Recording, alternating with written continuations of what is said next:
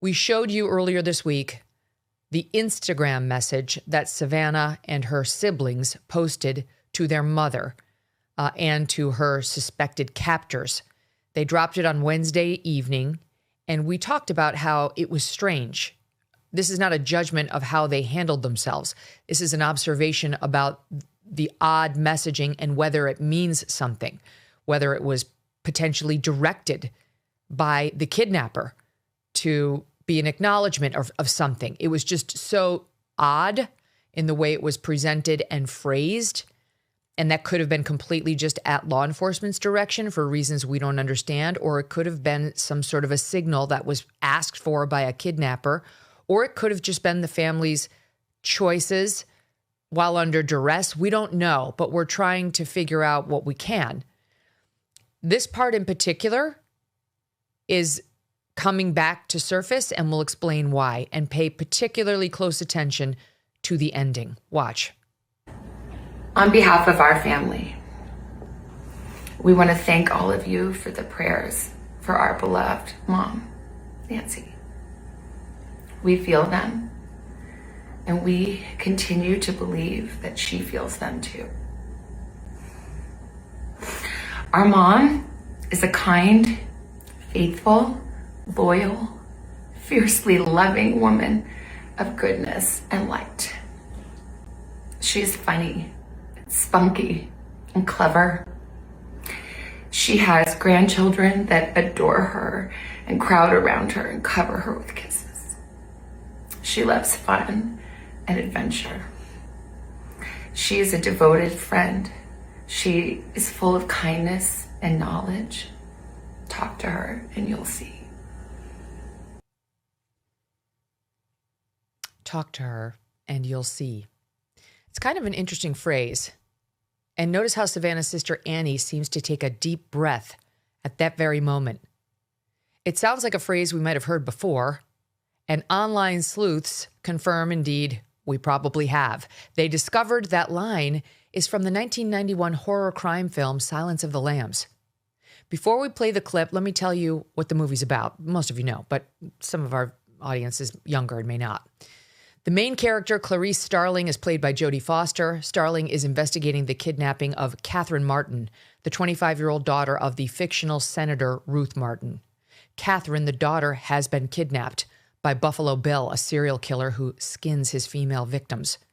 In the scene where the phrase, "talk to her and you'll see," is used, it's the kidnapping victim's mother, Senator Ruth Martin, sending a message to her daughter's captor. Watch. Our top story for this morning. Catherine Martin, the 25-year-old daughter of Senator Ruth Martin, listed first as a missing person, is now believed to have been kidnapped by the serial killer known only as Buffalo Bill. Memphis police sources indicate that the missing girl's blouse has been identified, sliced up the back, in what has become a kind of grim, all too familiar calling card. Young Catherine Martin, as we've said, is the only daughter of U.S. Senator Ruth Martin, the Republican junior senator from Tennessee. And while her kidnapping is not at this point considered to be politically motivated, nevertheless, it has stirred the government to its highest levels. Reach for comment on the ski slopes of Stowe, Vermont. The president himself said to be, and I quote, intensely concerned. Just moments ago, Senator Martin takes this dramatic personal plea. I'm speaking now to the person who's holding my daughter. Catherine is very gentle and kind. Talk to her and you'll see. You heard that right at the end? Let's watch them back to back. She is full of kindness and knowledge. Talk to her and you'll see. I'm speaking now to the person who's holding my daughter. Catherine is very gentle and kind. Talk to her and you'll see. Both reference how kind the person is and end with talk to her and you'll see. Now, we're not the only ones who notice this, and it's getting a lot of attention on social media today. It is one of many, many, many developments that we need to go through. We're going to try to unpack what this means and more with Drop Dead Serious podcast host and long-term crime reporter, among other kinds of reporting, Ashleigh Banfield. Ashleigh, welcome back. It is an eerie similarity, and the choice of words could be completely coincidental, or it might not be. It could be something the FBI suggested, something much in the way, if you ever watched that movie Contagion during the pandemic, starring Matt Damon, it had what the CDC would do in the case of a pandemic so exact. You knew that there was definitely a playbook from which the CDC had behaved and that they had shared that playbook with the filmmakers in this movie that was made long before the COVID pandemic. And it did make me wonder whether in preparing Silence of the Lambs, the filmmakers consulted with an FBI hostage negotiator, that kind of person, who gave them the kind of messaging that they would typically give the family members of a kidnapped victim. And it made its way into the script.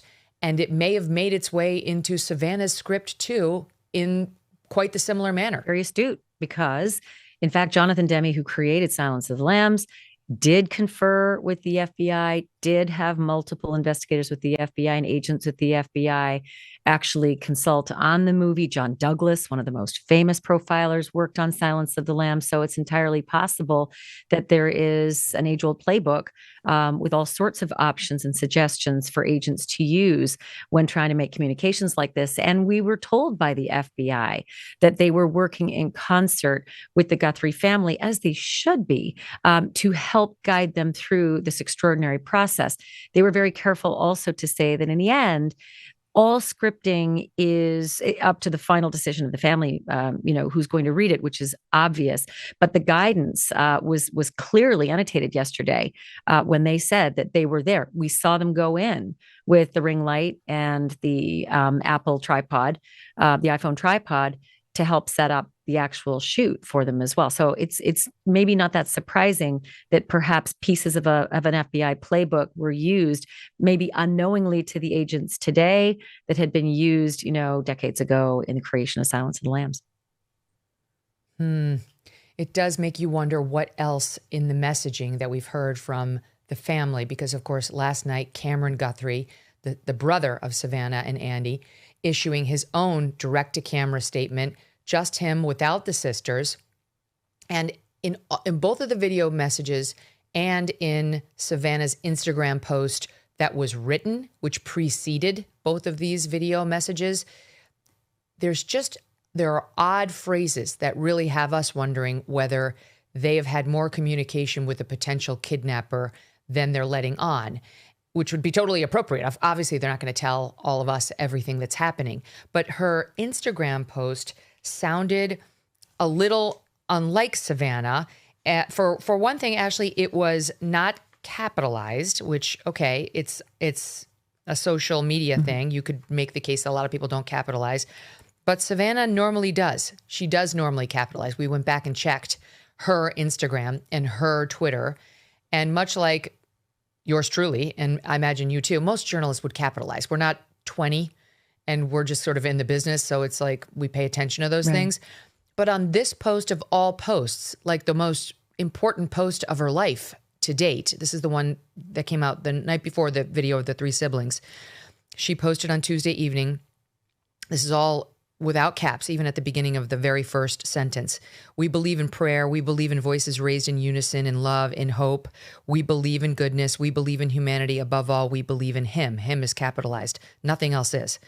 Thank you, again, the beginning of a sentence not capitalized, for lifting your prayers with ours for our beloved mom, our dearest Nancy. The mentioning of her name, clearly that was suggested by law enforcement, trying to get her to humanize her. Nancy, she has a name, she has kids, and goes on. And then it ends with a quote, a Bible quote, and then listen to how she cites it. She writes in quotes, he, that's capitalized, will keep in perfect peace those whose hearts are steadfast, trusting in the Lord. Lord is capitalized, end quote.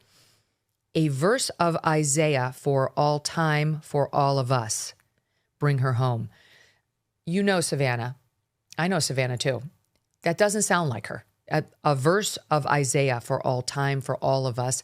I don't know whether this is all coded, Ashleigh, but the messages are being very carefully coordinated, it seems to me, and may just be what law enforcement is telling them or could be responsive to some sort of a demand. Well, Savannah is actually pretty spiritual. I'm not sure that she would have written the message. No, she's spiritual. Yeah, the message she's was very there. spiritual. Yeah. She wrote a whole book about faith. Yeah. But the phraseology out of the quote, a verse of Isaiah for all time, for all of us. You know what that also could be is for her mom, because mom is very faithful. Mom goes to church, and that might have been something. Again, if we are to believe that this ransom effort is even true, I have my serious doubts about it. And yesterday, the FBI said something in the press conference that I picked up on very quickly. They were asked about the deadlines, the second deadline, and the FBI agent said in a normal kidnapping case, there would be contact by now. They have to take it seriously. And it's why it's prosecuted to the fullest extent of the law. And the guy that they pulled in California is going to have the book thrown at him. I think it's 8 to 10 as a minimum there for prison, because it is.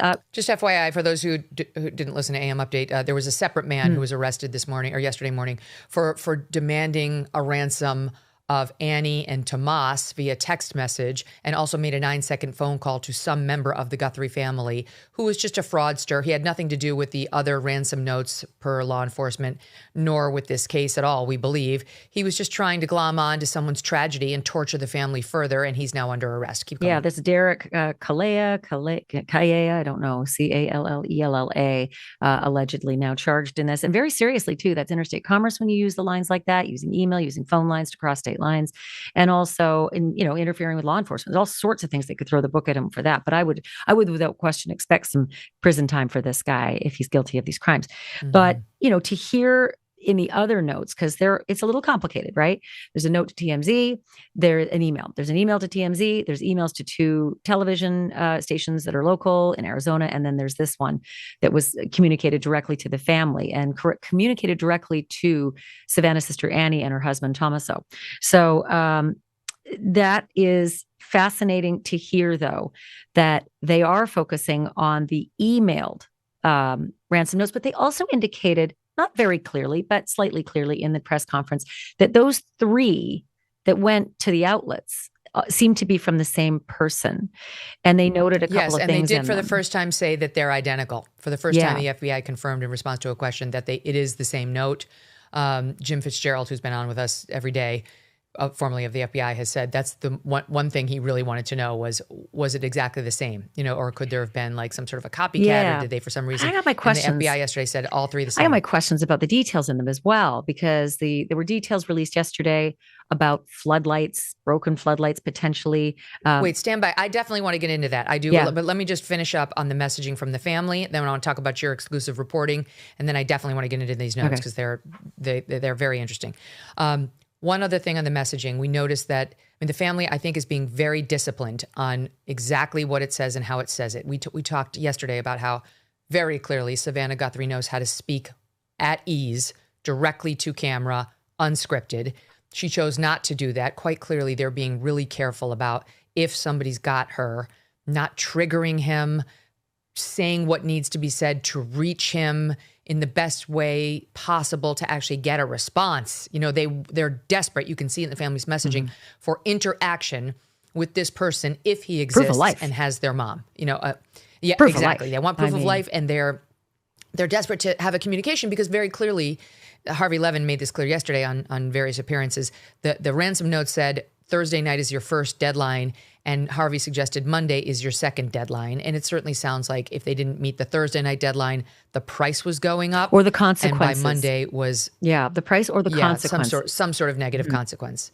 And then by Monday, they were suggesting without saying it that's when, they said that would be the end for her. That was the clear implication.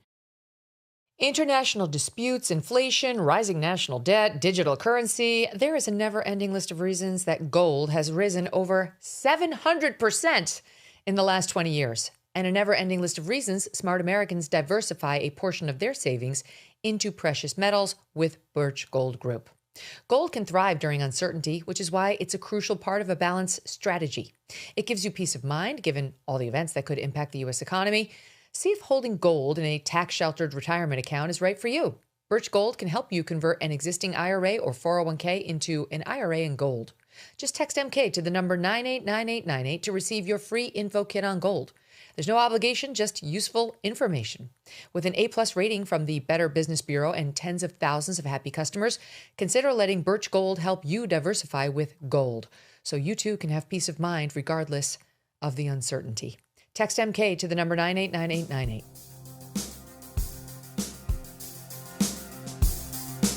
Thanks so much for watching. If you like what you just saw, hit the subscribe button for more clips and full episodes.